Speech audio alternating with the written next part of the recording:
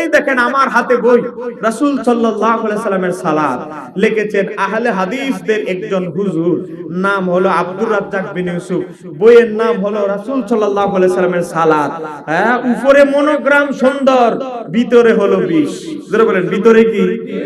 বোতলের উপরে নিমলিটের মধ্যে লাগায় দিয়েছে মধু, কিন্তু ভিতরে হলো কি? বিষ। তাহলে এটা কি গ্রহণ করা যাবে? এটা হইছে এরকম। বইয়ের নাম অনেক সুন্দর, রাসূল সাল্লাল্লাহু আলাইহি সাল্লামের সালাত। আমার কলেজ বিশ্ববিদ্যালয়ের ছেলেদেরকে এই বইগুলো ফ্রিতে বিতরণ করা হয় যাকাতের টাকা কালেকশন করে। আমার কলেজ বিশ্ববিদ্যালয়ের ছেলেরা, আমার ভাইয়েরা যাচাই বাছাই ছাড়া পড়া শুরু করে কয় এতদিন তো ইমাম সাহেবের সালাত শুনলাম, ইমাম আবু হানিফার সালাত শুনলাম, এখন বই আসছে রাসূল সাল্লাল্লাহু আলাইহি সাল্লামের সালাত। তো এটাই তো আমাদের জানা দরকার, এটাই তো আমাদের শোনা দরকার, এই বইটাই তো আমাদের পড়া দরকার। পড়তে পড়তে আপনার ছেলে ওই বাতিল ফেরকার সাথে বন্ধুত্ব করার কারণে পড়তে পড়তে পড়তে পড়তে কোথায় চলে গেছে জানেন? পড়তে পড়তে চলে গেছে, পৃষ্ঠা নাম্বার হলো 315। এখানে একটা হেডিং দেওয়া হয়েছে, দেখেন কালো কালি দিয়ে বোল্ড করা। হেডিং কি? দাফনের পরে মুনাজাত করা যাবে না। এতদিন তারা বলছে জানাজার পরে মুনাজাত করা যাবে না, আর এখন ফতোয়া দিছে কি জানেন? দাফনের পরেও মুনাজাত করা যাবে না। আচ্ছা, দাফনের পরে না হয় মুনাজাত না করলাম, তার পরবর্তীতে 40 দিন পর জুমার দিন, ঈদের সময়, শবে বরাতের সময় কি জিয়ারত করা যাবে? এবার দেখেন তারপরের পৃষ্ঠায় লিখতেছে কবরস্থানে গিয়ে সূরা ফাতিহা ইয়াসিন তেলাওয়াত করেও দোয়া করা যাবে না। করলে কি হবে? লিখতেছে তা সম্পূর্ণরূপে বেদাত। কইরা অর্ধেক বেদাত না, 75% বেদাত না, 90% বেদাত না। কইরা কেমন বেদাত?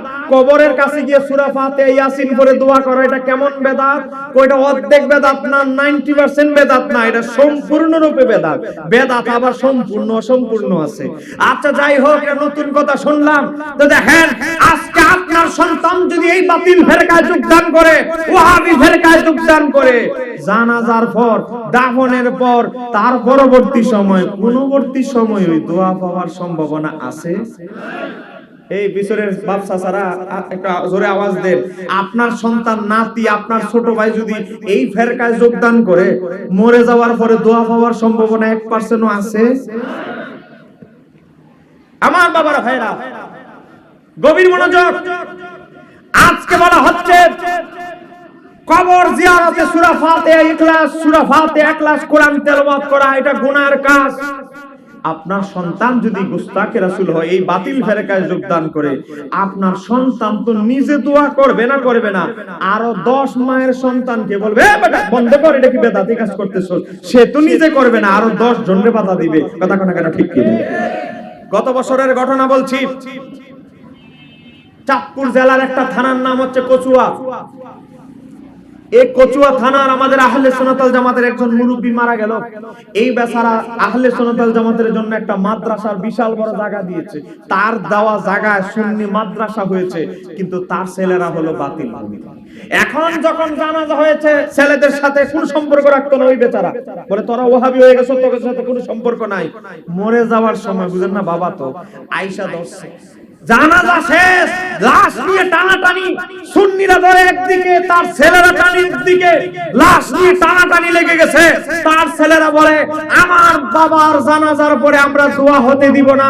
আমাদের সুন্নি আশিক রাসূল ভাইরা বলে তোমাদের সাথে তোমার বাবার সম্পর্ক ছিল বঞ্চিত, তোমাদের সাথে কোনো সম্পর্ক ছিল না, সম্পর্ক ছিন্নর মতো ছিল। আমরা জানি তোমার বাবার সাথে খেয়েছি, উঠেছি, একসাথে ঘুমিয়েছি, একসাথে চলেছি। তোমার বাবা সুন্নি মাদ্রাসার জন্য জায়গা দিয়েছে, আর তোমরা এসে হুট করে বলবা তোমার বাবার জন্য আমরা একটু দোয়া করব। আমাদের সুন্নি ইমানি ভাই হিসেবে আজকে দোয়া করতে দিবে না। আমার বাবারা ভাইরা, গন্ডগোল এমন চরম পর্যায়ে গিয়েছে, বিভিন্ন টেলিভিশনে খবর, সংবাদ মাধ্যমে এই খবরটা গিয়েছে। আমার বাবারা ভাইরা, বিশেষ করে আমাদের চাঁদপুরের ভাইরা চ্যালেঞ্জ দিয়েছে তাদেরকে যে তোমরা তোমাদের কোন বড় হুজুর, ঢাকার হুজুর, রংপুরের হুজুর, দিনাজপুরের হুজুর, কোন হুজুরকে বসাবে বলো, আমরা বাহাসে রাজি। বাহাসের জন্য যুবকরা আমাকে 1 নম্বরে দিয়েছে, তারা বলে না বাহাস আমরা অনলাইনে করব। আমি বলেছি অনলাইনেও রাজি। আমি যখন রাজি হয়েছি, তাদের হুজুরদের কাছে একটু যোগাযোগ করছে যে প্রতিপক্ষকে আমার নাম শুনেছে, খবর টবর নিয়ে এখন আর বাহাসে বসতে চায় না। কথা কোনা কেন ঠিক কি? যদি প্রমাণ চান আমার মোবাইলে সবগুলো কথোপকথন যোগাযোগ স্ক্রিনশট আমার মোবাইলে আছে, কারো সন্দেহ লাগলে যাওয়ার সময় দেখা করবেন। আমার বাবারা ভাইরা, হক যখন এসে যায় বাতিল তখন পালাইতে হয়। কথা কোন কেন ঠিক কি? হক যখন এসে যায় সব এই 72 ফেরকাকে পরিচালনা করে মিস্টার ইবলিস। যেরকম কে এই যে বদরের যুদ্ধে গিয়েছে, বদরের যুদ্ধে মিস্টার ইবলিস, ইবলিস শয়তান বড় হুজুরের শায়েকের বেশ ধরে এসেছে। আবু জাহেল, উতবা, সাহেবা সব কাফেরকে বলেছে, আরে মিয়া তোমরা ভয় পাও কেন, আগাও। যখন বদরের যুদ্ধে ইমাম কাস্তালানি আল মাওয়াহিবুল্লাহ দুনিয়ার মধ্যে প্রথম খণ্ড 138 পৃষ্ঠা লিখেছে, বদরের যুদ্ধে যখন আমার আল্লাহ ফেরেশতা নিয়োজিত করলেন, ফেরেশতা নামায় দিলেন আসমান থেকে। এখন কাফেররা তো আর ফেরেশতা দেখে না, ইবলিস শয়তান তো ফেরেশতা দেখে। যখন দেখছে জিবরাইল সহ ফেরেশতা বদরের যুদ্ধে চলে আসছে, ইবলিস শয়তান তার যত আওলাদ তাওলাদ আছে এগুলো নিয়ে যখন পালায়ন শুরু করলো, বলে ও হুজুর, আরে আপনি আমাদেরকে পালায়ন করতেছেন কেন আমাদেরকে ছেড়ে? তখন মিস্টার ইবলিস বলে, আরে আমি এমন কিছু দেখি যা তোমরা দেখো না। এটা বলতে বলতে পালায় চলে গেছে। হক যখন আসে ইবলিস পালায়। কথা কোন ঠিক কি?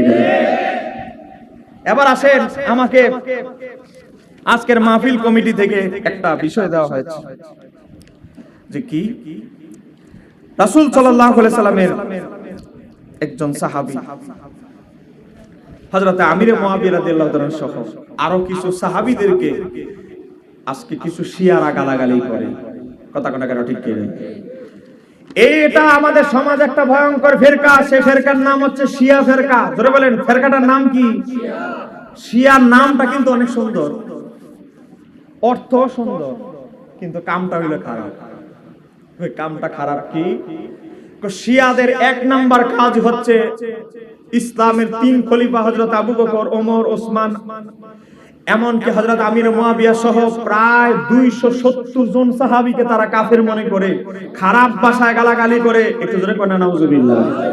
মনে রাখবেন, সাধারণভাবে আপনাদেরকে বলছি, আজকে যদি আপনি একটা খ্রিস্টান ধর্মযাজক, যে খ্রিস্টান ধর্মের দাওয়াত দেয় মানুষকে, একটা খ্রিস্টান ধর্মযাজক ধর্মগুরুকে যদি জিজ্ঞাসা করেন, আপনি বলেন তো ঈসা আলাইহিস সালামের পরে সর্বোত্তম ব্যক্তিকে, তখন খ্রিস্টান বলবে ঈসা আলাইহিস সালামের 11 জন সাহাবী ছিল যারা ওনার সাথে সাথে থাকতো, ওনার খেদমত করত।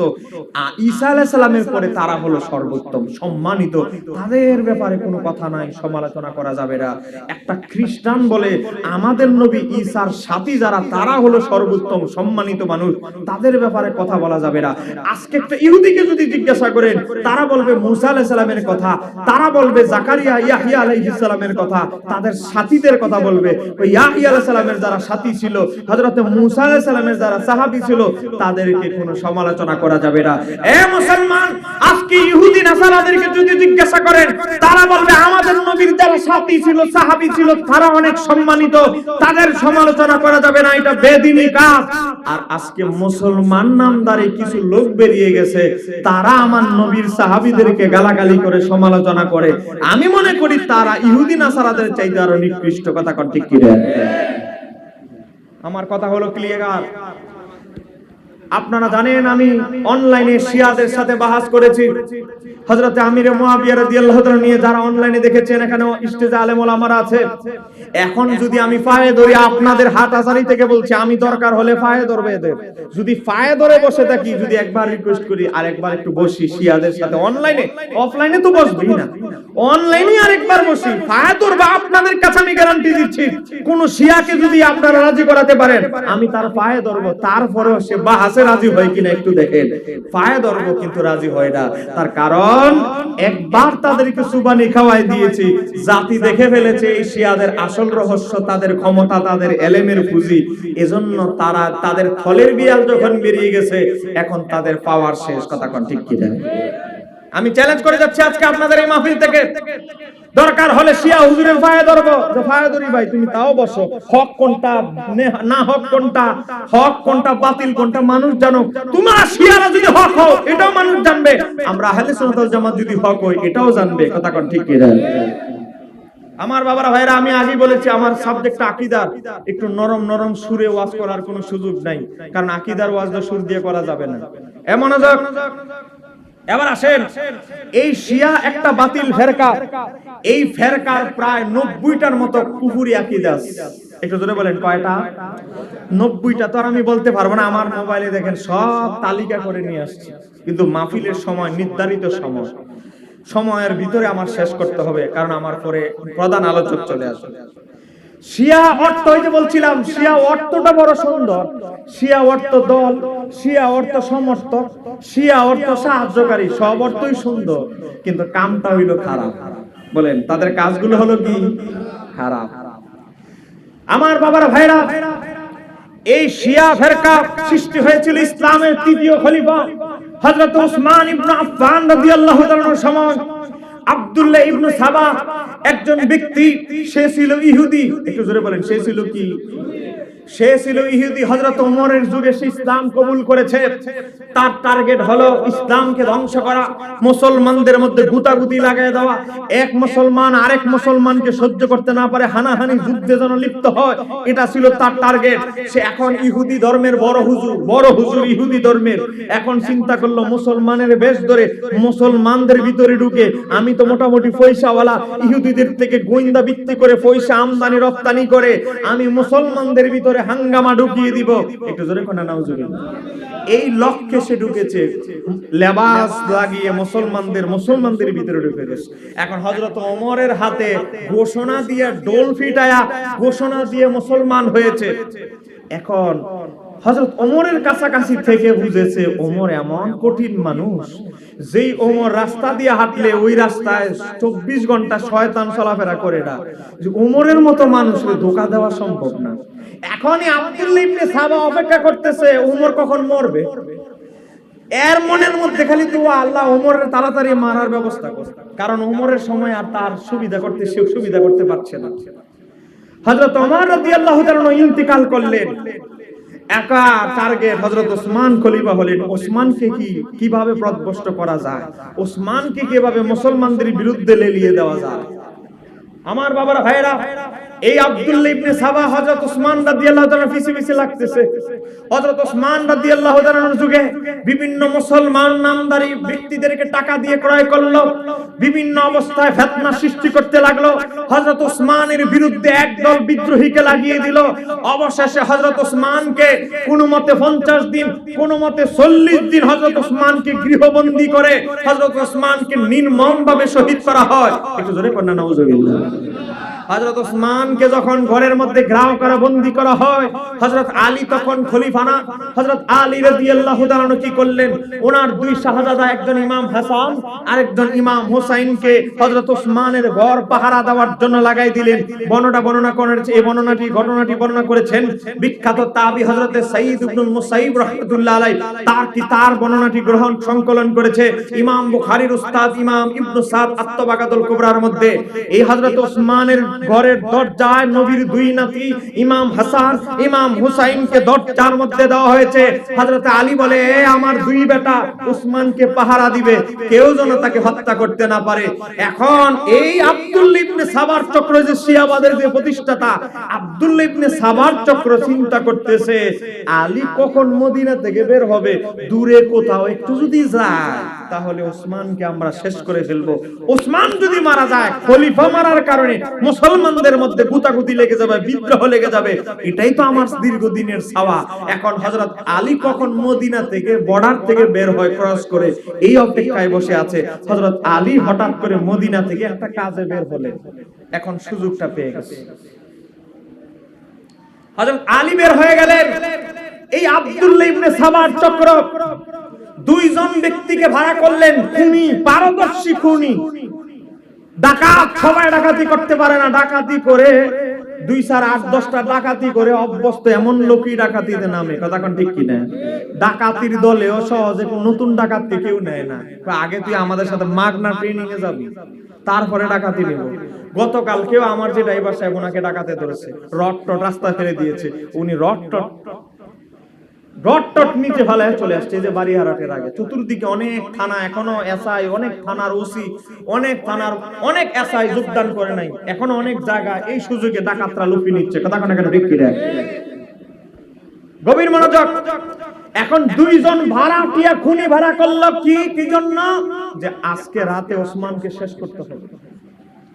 এখন উসমানের বিরুদ্ধে এই যে আব্দুল্লাহ ইবনে সাবা মানুষের কান ভারী করে ফেলেছে, কয় কি উসমান 60টা অপরাধী। এ শিয়াদের দাবি, শিয়ারা এখনো বলে 4টা অপরাধী।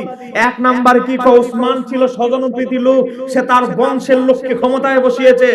2 নাম্বার কি? উসমান আল্লাহর হাবিবের অনেক সুন্নতকে ধ্বংস করেছে। 3 নাম্বার কি? উসমান নবীর কোরআন রে ফুরাইয়ে ফেলছে। এই বিভিন্ন অভিযোগ দিয়ে উসমান রাদিয়াল্লাহু তাআলাকে সমালোচিত করছে। এখন এই আব্দুল্লাহ ইবনে সাবার চক্র, আবু বকর সিদ্দিক ইসলামের কয় নাম্বার খলিফা? আপনারা কি ঘুমায় গেছেন নাকি? 10টা বাজে ঘুমায় গেছে? ইসলামের প্রথম খলিফা সিদ্দিক আকবর হযরত আবু বকর সিদ্দিকের এক ছেলে মুহাম্মদ ইবনে আবি বকর, তারও কান বাড়ি করে ফেলেছে, মাথা ব্রেন নষ্ট করে ফেলেছে। তাকে বলেছে উসমানকে মারলে শহীদের সওয়াব হবে, উসমানকে মারো। একটু জোরে করে নাউজুবিল্লাহ। অথচ উসমানকে আমার নবীর 2 মেয়ের জামাতা, যাকে জুন্নুরাইন উপাধি দেওয়া হয়েছে, উসমানকে যিনি বদরের যুদ্ধে অংশগ্রহণ করেছেন, বদরের যুদ্ধে অংশগ্রহণের ফজিলত কি? আমার নবী বলেছে বদরের যুদ্ধে যারা অংশগ্রহণ করেছে আমার আল্লাহ তাদের তালিকা জান্নাতের তালিকাদের ভিতরে ঢুকায় দিয়েছে। তারা হলো জান্নাতুল ফিরদাউসের বাসিন্দা। তো এখন হযরত ওসমান রাদিয়াল্লাহু তাআলা যার জীবনের অর্ধেকের বেশি সম্পদ ইসলামের রাস্তায় ব্যয় করেছে, হযরত ওসমান রাদিয়াল্লাহু তাআলাকে হত্যা করার উদ্দেশ্যে হযরতে আবু বকর সিদ্দিকের ছেলে ঢুকে গেছে। ওই যে 2জন খুনিকে বাড়া করা হয়েছে তারা এখনো ঢুকে নাই, তার আগে ঢুকছে আবু বকর সিদ্দিকের ছেলে। আবু বকর সিদ্দিকের শাহজাদা ঢুকে হযরতে ইমাম হাসান হোসেনকে বললেন আমি ওনার সাথে দেখা করব, কথা বলবো। এই কথা বলে ঢুকেছে। ঢুকার পরে হযরত ওসমানের দাড়ির মধ্যে ধরেছে। বলেন কিসের মধ্যে ধরছে? দাড়ির মধ্যে। অথচ ছেলে কিন্তু আবু বকর সিদ্দিকের শাহজাদা। এই আব্দুল্লাহ ইবনে সাবার চক্র ব্রেন ওয়াশ করতে করতে অনেক সাহাবীদের পর্যন্ত ব্রেন ওয়াশ করে ফেলেছে। তারা পরে বুঝতে পেরেছেন যে এটা একটা চক্র।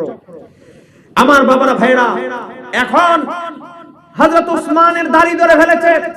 হযরত ওসমান জুন্নুরাইন বলে, হে আমার ভাতিজা আবু বকরের ছেলে, তোমার বাবা যদি আজকে বেঁচে থাকতো, তোমার বাবার সাথে এমন এমন সম্পর্ক, তোমার বাবা আমাকে এমন এমন উপদেশ দিয়েছে, এমন ভালো আমার সম্পর্ক ছিল 2 জনের, আজকে তোমার বাবা যদি বেঁচে থাকতো, ও ভাতিজা তোমার বাবা যদি এই ঘটনা শুনতো, বাবা যদি দেখতো কি অবস্থা হতো। তখন এই কথা বলার পর আবু বকর সিদ্দিকের ছেলের ভিতরে ভয় সঞ্চার সৃষ্টি হলো। হাত থেকে দাড়ি থেকে হাতটা নামায় ফেললো। নামানোর পরে ওই যে বারাটিয়া 2 জন খুনি, ইমাম হুসাইনের বুকের উপরে, ইমাম হাসানের বুকের উপরে 2 জন এমন ভাবে আক্রমণ করলো, হঠাৎ করে তারা অজ্ঞান হয়ে গেল। 2 জনে মাথায় আঘাত করলো, 2 জনে বুকের উপরে আঘাত করলো, পড়ে গেল, অজ্ঞান হয়ে গেছে হঠাৎ করে। এখন এই সুযোগে 2 জন বারাটিয়া খুনি, মুখ কিন্তু বাঁধা, কালো কাপড় দিয়ে মুখ বাঁধা, কেউ যেন চিনতে না পারে, কালো কাপড় দিয়ে মুখ বাঁধা 2 জন ঢুকে কি করলো? তখন হযরত ওসমান রাদিয়াল্লাহু তাআলাকে যখন হত্যা করা হয়, শহীদ করা হয়, তখন তিনি কোরআন পড়তেছিলেন, সূরা বাকারা তেলাওয়াত করতেছিলেন। আমার বাবারা ভাইরা, তখন হযরত ওসমান রাদিয়াল্লাহু তাআলার স্ত্রী দেখতেছে 2 জন মুখোশধারী ব্যক্তি রাঙ্গা তলোয়ার উঁচু করে হযরত ওসমানের গর্দান কেটে ফেলবে এমন ভাবে উন্মুক্ত করেছে। তখন হযরত ওসমানের স্ত্রী হাত বাড়িয়ে দিলেন, ওনার 4টা আঙ্গুল, কোন বর্ণনা এসেছে 3টা আঙ্গুল, 3টা 4টা আঙ্গুল কর্তন হয়ে কেটে হযরত ওসমানের গর্দানটা কেটে ফেলা হয়। একটু জোরে করে নাউজুবিল্লাহ। এখন এই যারা ওই যে বারাটিয়া খুনি, এরা কাজ সারতে দেরি, উদাও হইতে দেরি নাই। এখন মানুষ শুনেছে, এরা আবার বাইরে গিয়া মুখ খুলে বলতেছে ওসমানকে হত্যা করা হয়েছে। দেখছেন ঘটনাটা কি? ওসমানকে হত্যা করা হয়েছে, ঘরের ভিতরে খুনি আছে। আসল খুনি কিন্তু তারাই মানুষকে বলতেছে ওসমানকে হত্যা করা হয়েছে। ঘরের ভিতরে ঢুকে মানুষ পাইলো আবু বকর সিদ্দিকের ছেলেকে। অথচ আবু বকর সিদ্দিকের ছেলে যদিও তার সাথে খারাপ ব্যবহার করেছে হযরত ওসমানের সাথে, তিনি কিন্তু হত্যা করে নাই, কিন্তু মানুষ গিয়ে আসামি হিসাবে পেল আবু বকর সিদ্দিকের ছেলেকে। এই গুঞ্জন উঠে গেল যে আবু বকর সিদ্দিকের ছেলেই হযরত ওসমানকে হত্যা করেছে। এখন হযরতে আলী রাদিয়াল্লাহু তাআলা আসলেন, আবু বকর সিদ্দিকের ছেলেকে বাধা হলো। বাধার পরে হযরতে আলী আসলেন, বলে আলী আসো, আলী আসলেই আমরা এটার ব্যাপারে কথা বলবো। হযরত আলী আসলেন, আসার পরে সব ঘটনা শুনলেন। ওনার স্ত্রীকে বললেন, বলেন তো আবু বকর সিদ্দিকের ছেলে হত্যা করেছে না কে হত্যা করেছে? বলে তিনি অনেক কথা বলেছেন, হযরত ওসমানকে ধমক দিয়েছেন, অনেক খারাপ ব্যবহার করেছেন, তবে তিনি হত্যা করে নাই। তো যারা হত্যা করেছে তাদের মুখ বাঁধা ছিল, তারা পলায়ন করেছে। এখন আমার বাবারা ভাইরা, এখন মুসলমানদের ভিতরে একটা সন্দেহের বেড়াজাল ঢুকে গেছে। মুসলমানদের ভিতরে বিভাজন সৃষ্টি হয়ে গিয়েছে। এই অবস্থার পরিপ্রেক্ষিতে একদল লোক তখন ছিল 18 জিলহজ ওসমানকে শহীদ করা হয়। একদল গোয়েন্দা ভিত্তি, এই যে আব্দুল ইবনে সাবার একটা বড় চক্র, তারা ছিল মক্কায় তখন হজের মৌসুম, হজ চলে। তখন 18 জিলহজ হযরতে মা আয়েশা সিদ্দিকার কান বাড়ি করা হলো। মা আয়েশা সিদ্দিকাকে বলা হলো, ও উম্মাহাতুল মুমিনিন, ওসমানকে, হযরত ওসমান রাদিয়াল্লাহু তাআলা আনহুকে নিরপরাধ ব্যক্তিকে অন্যায়ভাবে হত্যা করা হয়েছে, আর আলী তাদের বিচার না করে আলী খলিফা হয়ে গেছে। একটু জোরে কন্যা নাউজুবিল্লাহ। আপনারা কি বিরক্ত হচ্ছে? এই কথাটা না বললে শিয়া ফেরকা সম্পর্কে কিছুই জানবেন না, কারণ এটা হলো শুরু। আমার বাবারা ভাইরা, এই হযরতে মা আয়েশা সিদ্দিকা রাদিয়াল্লাহু তাআলা আনহাকে বোঝানো হয়েছে আলী হলো ক্ষমতালোভী, ওসমানকে মেরেছে, হত্যাকারীরা তার আশেপাশে ঘুরতেছে, বিচার না করে আলী গদিতে বসে গেছে। এখন মা আয়েশা সিদ্দিকার কান বাড়ি করা হয়েছে, তিনিও তো একজন মানুষ, মহিলা। এখন হযরতে আয়েশা রাদিয়াল্লাহু তাআলা আনহা মানুষদেরকে উটের উপরে আরোহণ করে বললেন, ইয়া আইয়ুহান নাস, ইয়া আইয়ুহাল মুমিনুন, ইয়া আইয়ুহান নাস, হে ঈমানদাররা, হে মুমিনেরা, এদিকে আসো। কি হয়েছে উম্মাহাতুল মুমিনিন, কি হয়েছে বলেন? বলে হযরত ওসমান কি ইসলামের তৃতীয় খলিফা, ওসমানকে অন্যায়ভাবে হত্যা করা হয়েছে, আমরা তার বিচার নিব। আলী তার বিচার না করে খলিফার মসনদে বসে গেছে, আমরা তার বিচার আদায় করব। তোমরা কি নিরীহ একজন মানুষকে হত্যা করা হয়েছে ওসমানকে, তোমরা কি তার বিচার চাও, হত্যার বিচার চাও? সাহাবীরা তাবিরা বলতে লাগলো, অবশ্যই চায়। যারা যুদ্ধ করতে পারো, যুদ্ধ করার ক্ষমতা আছে, আমার সাথে যোগদান করো। রওনা দিলেন। হজের কাজ কমপ্লিট হয়েছে, মক্কা থেকে রওনা দিলেন হযরত উম্মাহাতুল মুমিনিন মা আয়েশা সিদ্দিকা রাদিয়াল্লাহু তাআলা আনহা বিশাল এক সেনাবাহিনী নিয়ে রওনা দিলেন হযরত আলীর বিরুদ্ধে যুদ্ধ করবে। কেন?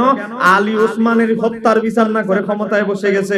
মা আয়েশা সিদ্দিকা তো পুরো ঘটনাটা জানে না, কারণ ওনার কাছে ঘটনাটা গোপন করা হয়েছে। এখন হযরত আলীও বিশাল এক সৈন্যবাহিনী নিয়ে রওনা দিলেন। হযরত আলীর কথা হচ্ছে, আমরা কোনো না কোনো ভাবে হযরত মা আয়েশা সিদ্দিকার উটকে ঘেরাও করব, উটকে ঘেরাও করে ওনাকে একটা তাঁবুতে এনে ঘটনাটা খুলে বললেই ব্যাপারটা থেমে যাবে। কথা কানা ঠিক কি? এটা ছিল হযরত আলীর রওনা দেওয়ার উদ্দেশ্য, কারণ উনি তো সাহাবীদের মধ্যে সবচেয়ে বড় জ্ঞানী ছিলেন।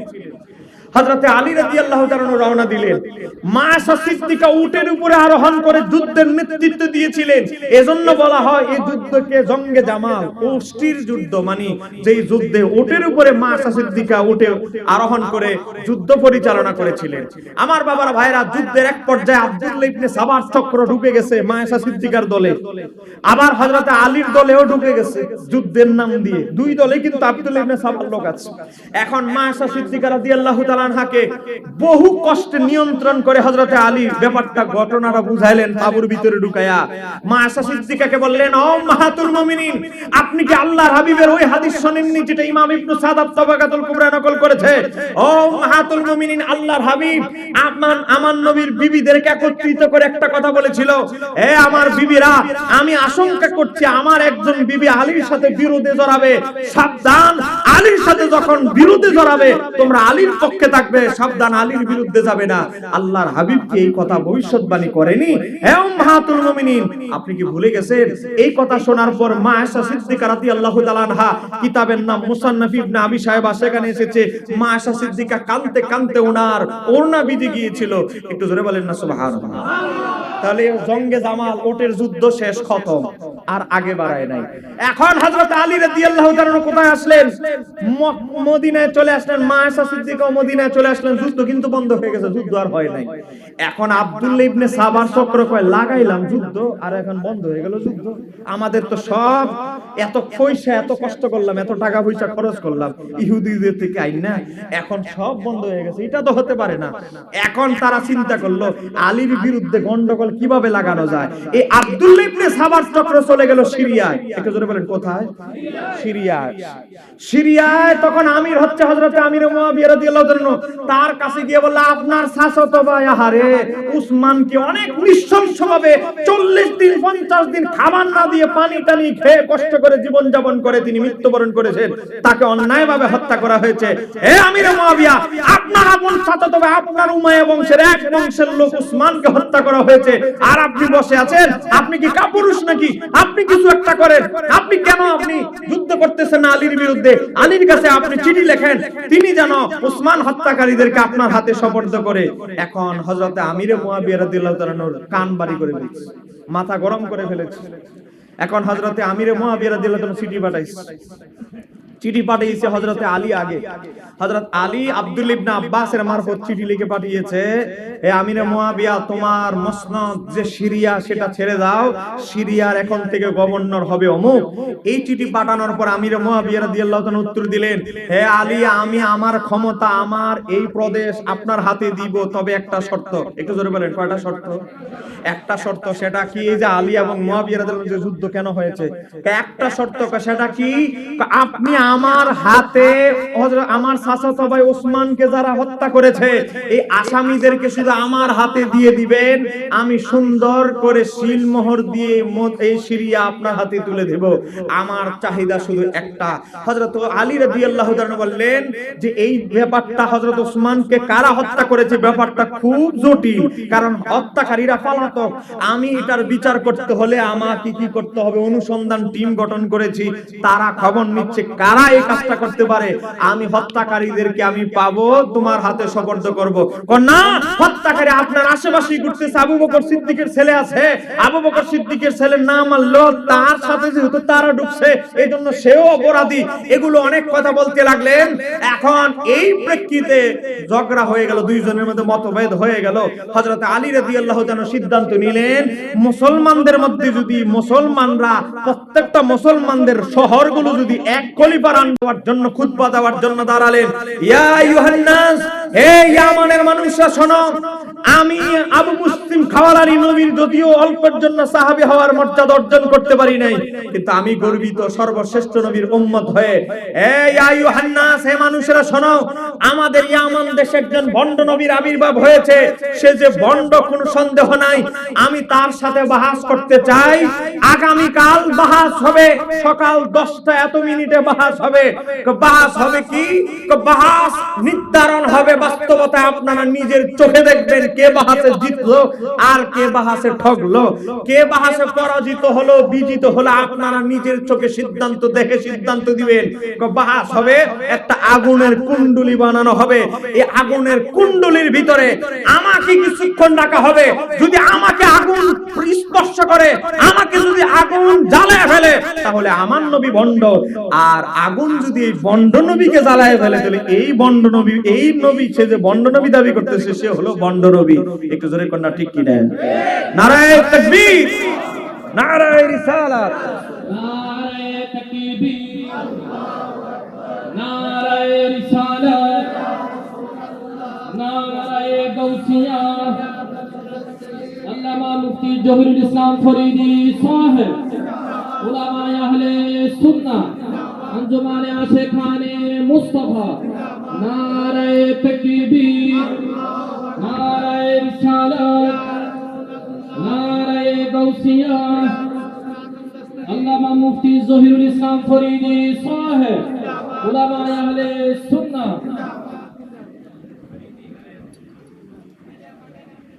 একটু জোরে বলেন মারহাবা। একটু আগে আপনাদেরকে আমি বলেছিলাম আমি করি গরম ওয়াজ। আমার ভাই ঠান্ডা ভাষায় সুললিত কণ্ঠে আপনাদেরকে আপনাদের আত্মার খোরাক দিবেন। আত্মা প্রশান্তি দান করবেন। তিনি হচ্ছেন আমার শ্রদ্ধেয় বড় ভাই আল্লামা মুফতি জহিরুল ইসলাম ফরিদী। জোরে কন্যা মারহাবা। প্রধান বক্তা চলে আসছে, এখন কি আর বিশেষ বক্তার আর ওয়াজ আর চলবে? আমি তাহলে ফিনিশিং দিয়ে দিচ্ছি, শেষ করে দিচ্ছি আমার আলোচনাটা। আমার ভাই চলে এসেছেন, তিনি ঢাকা থেকে এসেছেন, প্রায় 2-2.5 ঘন্টা আগে এখানে চলে এসেছেন। কারণ এখন রাত্রে জার্নি এখন অনেক জটিল হয়ে গেছে এই পরিস্থিতি, কারণ প্রায় জায়গায় ডাকাতি হচ্ছে। এই যে গত 2 দিন আগে আমাদের এক বক্তা সিলেটের মুফতি নেসার আহমদ, এক রাতে 5 জায়গায় ডাকাতি উৎপাতছে, 5 জায়গায়, এক রাস্তায় 5 জায়গায় 5 দল ডাকাত। বেচারা বলে বহু কষ্টে জীবনটা নিয়ে আসছে, এই পরিস্থিতি চলছে। তো এই জন্য আমরা বলছি, প্রশাসনিক যে ভাইরা আছেন, মিডিয়ার মাধ্যমে অনুরোধ করছি, আলেম ওলামাদের একটু নিরাপত্তা প্রদান করার জন্য বিশেষ অনুরোধ করছি। এবং মাহফিল কমিটিতে যারা দাওয়াত দেন, তারা অন্তত 2-3 মাইল গুরুত্বপূর্ণ জায়গা এগিয়ে দেওয়া উচিত। কথা কোন কেন ঠিক কি না? তো দেখেন, এই আবু মুসলিম খাওয়ালানি বাহাসের চ্যালেঞ্জ দিলেন, কিতাবপত্রের বাহাস না। কেমন বাহাস? আগুনের কুণ্ডুলি বানানো হবে, আবু মুসলিম খাওয়ালানিকে নিক্ষেপ করা হবে, বন্ড নবীকে নিক্ষেপ করা হবে। আগুনে যাকে খেয়ে ফেলবে সে পরাজিত, আগুন যাকে স্পর্শ করতে পারবে না সে বিজিত, সে জয়ী। জোরে কর না মারহাবা। এই ধরনের বাহাসের চ্যালেঞ্জ কি আমি আপনি করতে পারবো? আমি আপনি করতে পারবো না। 277 পৃষ্ঠায় ইমাম ইবনে কাসির, আমি ওনার জীবনী তন্ন করে ফেললাম। এই ঘটনাটা কোথায় আছে খুঁজতে গিয়ে আমি বের করলাম ইমাম ইবনে কাসির আল বেদা ওয়ান নেহা কিতাবে এই আবু মুসলিম খাওয়ালানির জীবনীতে 800 বছর আগে উল্লেখ করেছে। এখন বাহাসের যখন চ্যালেঞ্জ করলেন, আবু মুসলিম খাওয়ালানি রাহমাতুল্লাহ আলাইহি তার ঘরের মধ্যে ঘুমানোর প্রস্তুতি নিচ্ছেন, একটু ঘুমিয়েছেন, সন্ধ্যা হয়ে গেছে, আসরের পর রাত হয়ে গিয়েছে। আল্লাহর হাবিবকে স্বপ্নে দেখলেন, আল্লাহর হাবিবকে বলতেছে, আল্লাহর হাবিব আবু মুসলিম খাওয়ালানিকে বলতেছে, ও আবু মুসলিম খাওয়ালানি, তুমি এখনই ঘর থেকে গিয়ে অন্য জায়গায় গিয়ে আত্মগোপন করো, এই ভণ্ড নবীর দলের আসতেছে তোমাকে হত্যা করার জন্য। একটু জোরে বলা যাবে কি? আর একটু জোরে বলেন না। আমার নবীর দরবারে, আমার নবীর পক্ষে কে কি বলে, কে কি চ্যালেঞ্জ দেয়, কে কি কথা বলে, আমার নবীর খবর আছে না নাই? পিছনের ভাইরা বলেন, খবর আছে না নাই? আমার নবী বলতেছে, আবু মুসলিম খাওয়ালানি, ভাড়াটিয়া খুনি আসতেছে তোমাকে হত্যা করার জন্য, তুমি এখনই ঘুম থেকে জাগ্রত হয়ে ঘর থেকে আত্মগোপনে থাকো, চাদর দিয়ে তোমার চেহারা ঢেকে নাও। বলে আমার নবী গায়েব জানে কি জানে না? ঘটনা হলো ইয়ামান দেশে, আর আমার নবী মদিনা শরীফে, রওজা শরীফে। একটু জোরে কোন আল্লাহু আকবার। এটা ইলমে গায়েব। ওয়াহাবীরা ইলমে গায়েবের দলিল খুঁজে পায় না। আবু মুসলিম খাওয়ালানি এমনি চ্যালেঞ্জ দেয় নাই, তার পক্ষে আছে কি? আল্লাহর হাবিব। জোরে বলেন, তার পক্ষে কি আছে? এখন আবু মুসলিম খাওয়ালানি বাহাসের চ্যালেঞ্জ দিলেন। সকাল 10টা এত মিনিটে বাহাস, 10টা এত মিনিটের 10 মিনিট আগে ভণ্ড দলের অনুসারীরা বলতে লাগলো, কোথায় আবু মুসলিম খাওয়ালানি? এত ভালাইছে ভালাতক। আমি খবর নিয়ে দেখেছি, আমরা গত রাত্রেও সে বাড়িতে ছিল না, সে পালাতক। গত রাত্রে বাড়িতে নাই, এই খবরও ভণ্ড দলের অনুসারীরা জানে, মানে গিয়ে ঘরে তো পায় নাই। বলে ভণ্ড নবী, এই ভণ্ড নবীর অনুসারী ভণ্ড আবু মুসলিম খাওয়ালানি, জোরে কোন নাউজুবিল্লাহ, সে পালাতক, সে বাসে আসবে না, গত রাত্রেই সে পালাইছে। আবু মুসলিম খাওয়ালানি বলে, বাসের টাইম তো আরো 10 মিনিট বাকি আছে, এখন আমার চাদরের মুখ খোলার দরকার নাই। 10 মিনিট যখন পার হলো, 10:30 হলো, আবু মুসলিম খাওয়ালানি চাদরে যে মুখ বেঁধে আছে, রুমাল দিয়ে যে মুখ বেঁধে রেখেছে, রুমাল থেকে মুখ সরিয়ে বলে, মুখ থেকে রুমাল সরিয়ে বলে, আমি আবু মুসলিম খাওয়ালানি মুহাম্মদ সাল্লাল্লাহু আলাইহি সাল্লামের উম্মত কখনো পালাইতে পারে না, আমি পালাই নাই, আমি শুধু নির্দিষ্ট সময়ের অপেক্ষা করছি। তোমরা আমাকে গত রাত্রে হত্যা করার জন্য যে ভাড়াটিয়া খুনি পাঠিয়েছো, সেই খবরও আমার কাছে আছে। জোরে কোন না মারহাবা। এখন বাসের সময় দেখা যাবে ভণ্ড নবী বলতেছে, দেখছস তোদেরকে এত টাকা খরচ করলাম, রাত্রে মারতে পারলি না, গোটা শহর খুঁজলি কোথাও পাইলি না, এখন সে আসছে কোথায় থেকে? কারণ বন্ড নবী জানে আগুন তাকে খাতির করবে। এখন বন্ড নবী বললে ঠিক আছে বাহাসে তো রাজি হয়েছি।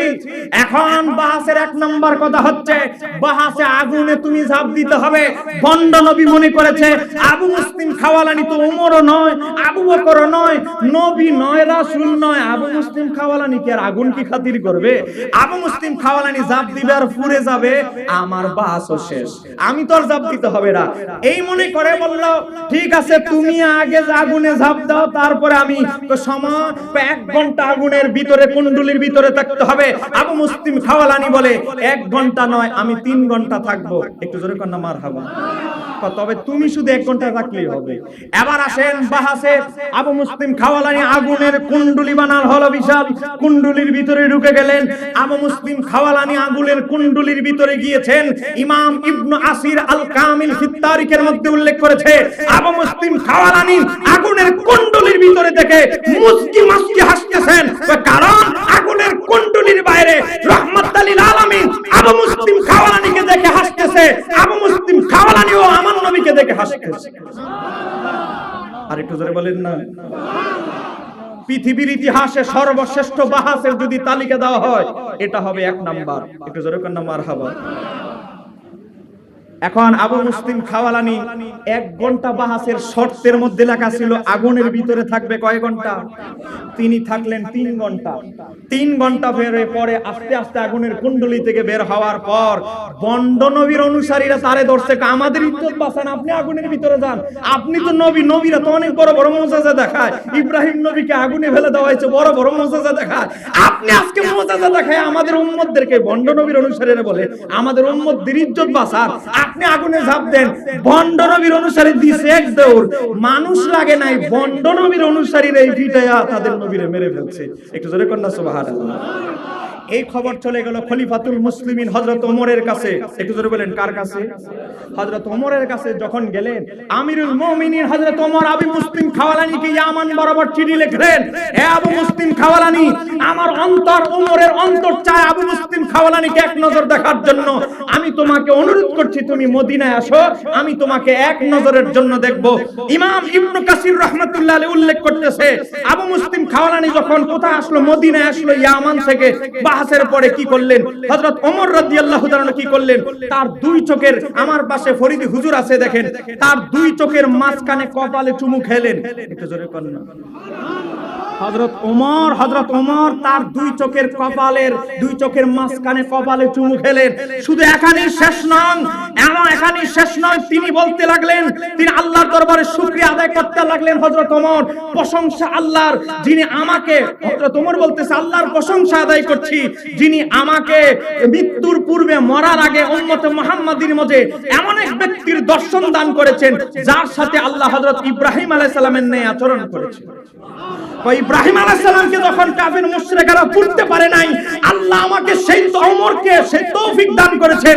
আমি ওমর জীবদ্দশায় ইব্রাহিম নবীর সাথে আল্লাহ যে ব্যবহার করেছেন, এমন একজন ব্যক্তি উম্মতে মুহাম্মাদীর মধ্যে দান করেছেন, তার সাথে আল্লাহ তদ্রুপ ব্যবহার করেছেন। তাকে যে আমি ওমরের মতো ব্যক্তি চোখ দ্বারা দেখে যেতে পেরেছি, এজন্য শুকরিয়া আদায় করছি আল্লাহ তোমার দরবারে। একটু জোরে বলা যাবে কি? এ আল বেদা ওয়ান নিহায়া। সে আবু মুসলিম খাওয়ালানিকে পাঠাইছে হযরত আলী, এ আবু মুসলিম খাওয়ালানি, তুমি আমিরে মুয়াবিয়ার কাছে যাও, গিয়ে তুমি বিষয়টা সমাধান করো। কারণ আমিরে মুয়াবিয়া কারো কথা সম্মান করুক না করুক, তুমি আবু মুসলিম খাওয়ালানি যখন মুয়াবিয়ার দরবারে দাঁড়াবে, তোমাকে সে তাজিম করবেই, কারণ তোমার প্রতি মুসলমান দুর্বল। একটু জোরে করেন না। দেখেন 248 পৃষ্ঠা ইমাম ইবনে কাসির উল্লেখ করেছে, 248 পৃষ্ঠার মধ্যে ইমাম ইবনে কাসির উল্লেখ করেছে আবু মুসলিম খাওয়ালানি চলে গেলেন কোথায়? সিরিয়ায়। হযরত আলীর প্রতিনিধি হয়ে গেলেন আমিরে মুয়াবিয়ার কাছে, গিয়ে কি বললেন দেখেন, ইমাম ইবনে কাসির উল্লেখ করছেন হযরত আবু মুসলিম খাওয়ালানি তার সাথে একদল লোক নিয়ে আমিরে মুয়াবিয়া রাদিয়াল্লাহু আনহুর সাথে সাক্ষাৎ করলেন। আচ্ছা, তারপর তাকে বললেন, কাকে? আমিরে মুয়াবিয়া রাদিয়াল্লাহু আনহু বলতেছে, আপনি আলীর সাথে প্রতিদ্বন্দ্বিতা করছেন, আপনি কি তার সমকক্ষ? আবু মুসলিম খাওয়ালানি বলে, আপনি আমি আলী রাদিয়াল্লাহু তাআলার সাথে যে যুদ্ধে জড়ার প্রস্তুতি নিচ্ছেন, আপনি তার প্রতিদ্বন্দ্বিতা করছেন, আপনি কি মর্যাদা তার সমকক্ষ? একটু জোরে কর না সুবহানাল্লাহ। তাহলে বোঝা গেল হযরতে আলীর সমকক্ষ গোটা পৃথিবীতে তখন কেউ ছিল। তারপরে বলতেছে আপনি কি তার সমকক্ষ? তিনি বলেন কে? হযরত আমির মুয়াবিয়া। তিনি বলতেছে আল্লাহর শপথ, আল্লাহর কসম করে বলছে আল্লাহর শপথ, আমি জানি তিনি আমার চেয়ে শ্রেষ্ঠ। একটু জোরে কর না মারহাবা। এজন্য আমরা সুন্নিরা অনেক বয়ানের ক্ষেত্রে এমন ভাবে সাবধানতা অবলম্বন করতে হবে, কখনো আলী রাদিয়াল্লাহু তাআলার সাথে মুয়াবিয়া রাদিয়াল্লাহু তাআলার কোনো তুলনা করা যাবে? একটু জোরে বলেন না, তুলনা করা যাবে? আমরা সব সাহাবীকে সম্মান করি, তারা আমাদের মাথার তাজ, কিন্তু হযরত আলী রাদিয়াল্লাহু তাআলার সাথে মুয়াবিয়া রাদিয়াল্লাহু তাআলা যখন আলোচনা আসবে, তাকে দুইজনকে সমান বাবা বাজাবে না। দুইজন সাহাবী, কিন্তু হযরত আমির মুয়াবিয়া সাহাবী, হযরত আলীও সাহাবী, তবে আলী রাদিয়াল্লাহু তাআলা আহলে বাইতের সদস্য, কিন্তু মুয়াবিয়া রাদিয়াল্লাহু তাআলা আহলে বাইতের সদস্য নয়। এবার আসেন, হযরত মুয়াবিয়া রাদিয়াল্লাহু তাআলা বলছে আল্লাহর শপথ, আমি জানি তিনি আমার চেয়ে শ্রেষ্ঠ এবং উত্তম এবং খিলাফতের অধিক উপযুক্ত। কিন্তু মূল সমস্যাটা কথা, কিন্তু তোমরা জানো যে উসমানকে অন্যায়ভাবে নিহত করা হয়েছে, আর আমি তার আপন চাচাতো ভাই, তার বিষয়টি আমার দায়িত্বে ন্যস্ত, এবং তার হত্যার আমি বদলা চাই। কাজেই তোমরা তাকে বলো, কাকে? হযরত আলীকে। তোমরা তাকে গিয়ে বলো, আলীকে গিয়ে বলো তিনি উসমান হত্যাকারীদেরকে আমার হাতে তুলে দিন। তাহলে তুলে দিন, তাহলে আমি আমার এই সিরিয়ার শাসন কর্তৃত্ব আমি তার হাতে তুলে দিব। তখন তারা হযরত আলীর কাছে আসে, আবু মুসলিম খাওয়ালানি আসে, আলীকে গিয়ে সবকিছু বলে।